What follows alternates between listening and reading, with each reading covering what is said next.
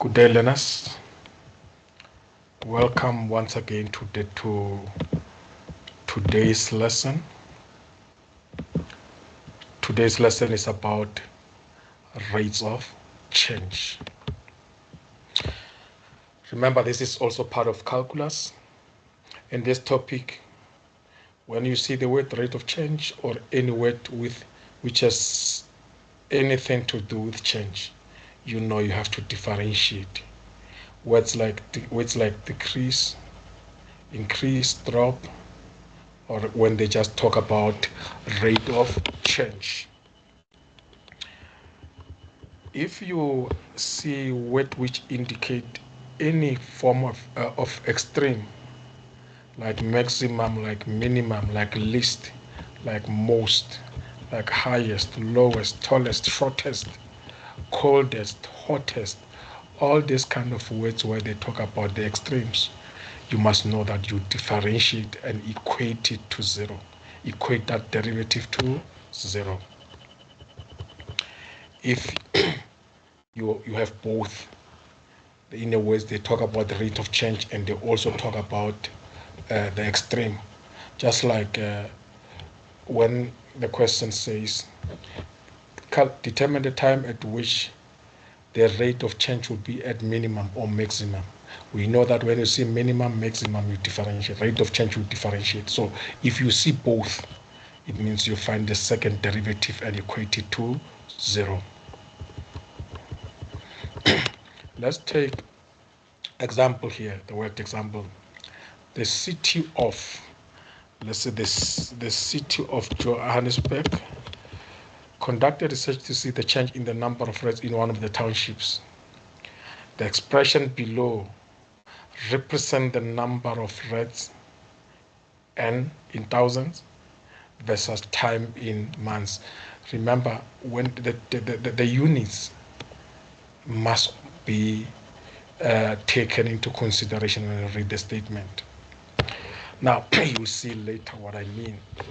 But remember, the number of rats are in thousands and the time is in months. So this is the expression of which shows how the rats, the number of rats will be as time goes on. What was the estimated number of rats at the time students, or at the time the city? At the time the city begins the research. Now, when we say at the time the city began the research, we know that at the time, remember the time must be recorded from the time the research is conducted. So at the beginning of the research, it means it's time zero. Now, then you let n to be zero, then answer is 20. Now, remember in the units we said the rats in thousands. So if you get the answer here, remember when you calculate, you found your answer as 20 when you let t to be 0. Now, if answer is 20, we'll look back and say, remember the n, which is the number of rats in thousands. It means initially there were 20,000 rats. If I was saying in millions, you will say then this would be 20 million. So, but because in thousands, then it means when the research started, it means there were 20,000 rats.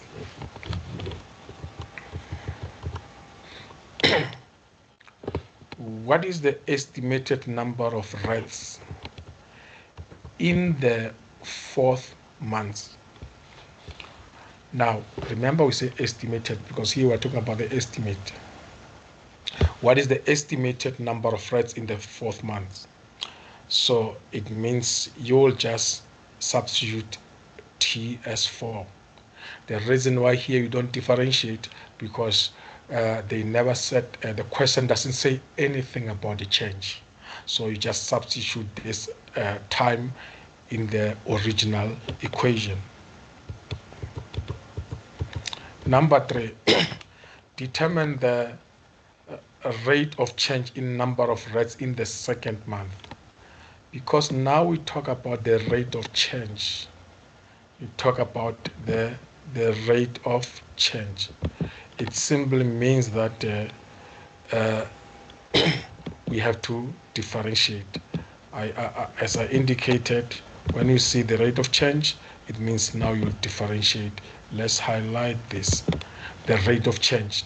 So now, because we are talking about the rate of change, you will differentiate. Here is 2t cubed. First, remember, you must use the correct notation, use a prime to show that now you are differentiating. When you differentiate, 3 times 2 is 6, 3 minus 1 is 2. 2 times 12 is 24, then here is to be 18. I know now you are used to differentiation, and you know how you can see how you got this quadratic 6t squared minus 24t plus 18. Now, then you substitute 2. We don't substitute the original equation. We differentiate first because we say the rate of change of rats in the second month. Now, what does this negative mean? It simply means that the answer will be negative 6 here. It simply means that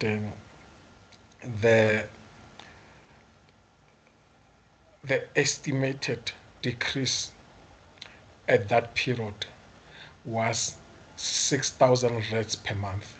So it was that instantaneous change. It means in the second month, there was average decrease of number of rats by 6,000 per month. One may say, what could be the reasons? You may find that now many of the households have cats. So there can be some reasons, or you can say people in that township they found the poison that can be used to reduce the number of rats. But in the second month, according to this expression, it means there will be the average decrease of 6,000 rats per month. Number 4, determine the estimated times at which the number of rats increased. Now, increase is a change, and then once we talk about the increase, then we'll differentiate. Already, we differentiated in the previous question, so we already differentiated. Remember this, it was this, then we differentiated. But now, here we're not talking about the instantaneous change. We're talking about the change within a time period. Now, we say the times at which the number of rats will decrease. So, you differentiate first, because I told you that if you see the word change or anything, any word to do with change like increase, then it means you differentiate. Then you say therefore is greater than 0. Remember, increase is a positive change. So when something increases, it means the derivative is greater than 0. When it decreases, it means the derivative is less than 0. So because we talk about increase here, you differentiate, say is greater than 0. So therefore, you'll have t squared minus 4t divided by 6. You'll have t squared minus 4t plus 3 is greater than 0. You factorize, then you find the critical values. Like, if the inequality sign is greater, then t will be less than the small number or greater than the big number.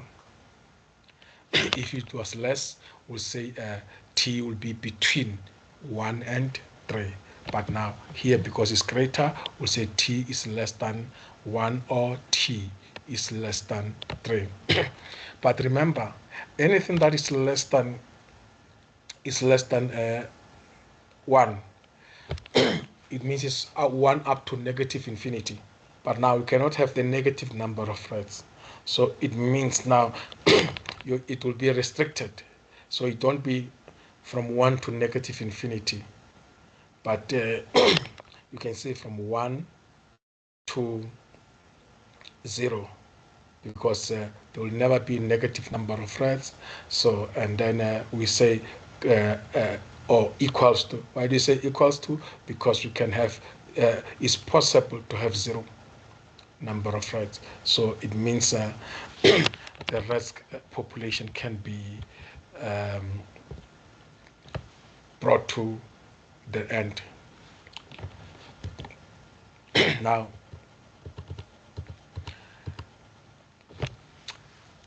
number 5, determine the time at which the number of reds will decrease at the rate of 200 reds per second. Now, here, I didn't say determine the time at which the number of reds will decrease.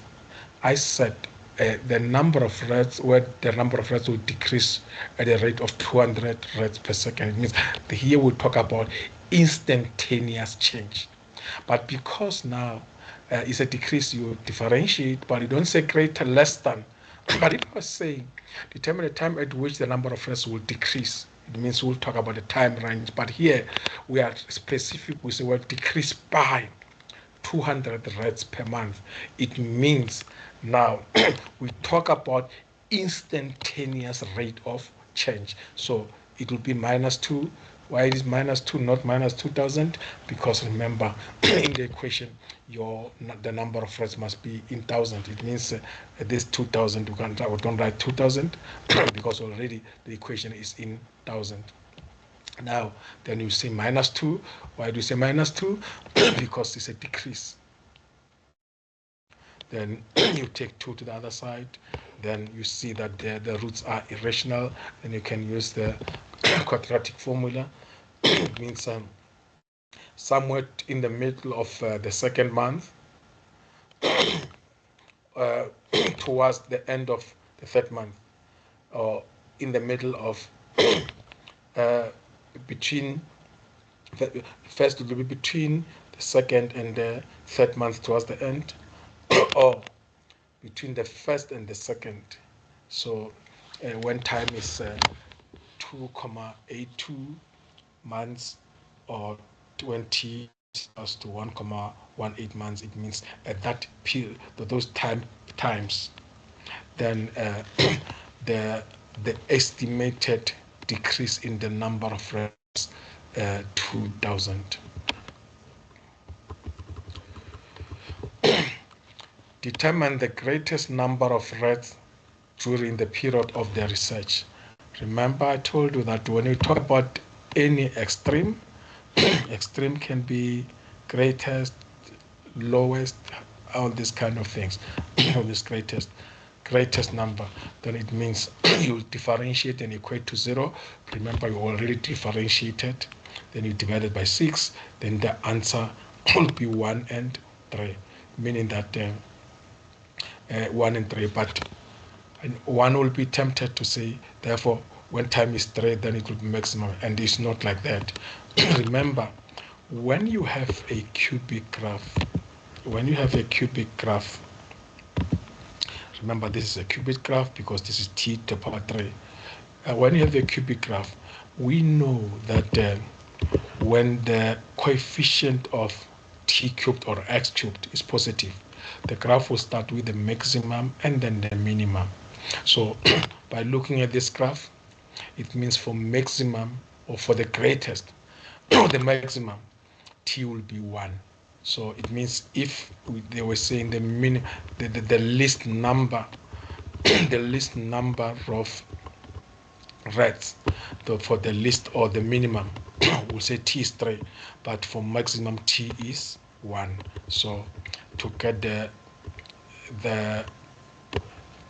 maximum number of reds, or the greatest number, you say for maximum t equals to 1, then you substitute this 1 to the original equation or the original expression, then you get the the number, the maximum number of reds. But now, since it's 28, we know that this is measured in thousands. So it means the greatest number of reds that can be in that township will be 28,000. Lastly, as I said, if there's extreme and also there's a rate of change in one, it means you differentiate and equate to 0. If you check in this one, say determine the time at which the rate of change of the time at which the rate of change of number of reds will be maximum. So you see the rate of change, you say when you see the rate of change, you differentiate. When you see the rate maximum, you also differentiate. Now, then remember you differentiate first, and then you differentiate, you find the second derivative, then you equate it to 0. Then it will be 8t will be equals to 24, then t will be 3. Then when time is 3, the change will be at maximum, meaning that there is no other time when the rate of change will be higher than that time. Remember, the change can be increasing or decreasing. It means at this time is either the reds increased with high number or decreased with a very high number. But there's that maximum rate of change. So at time equals to 3. I hope you found today's lesson enjoyable and understandable. And then please don't forget to subscribe on my YouTube account, and thank you for watching this lesson.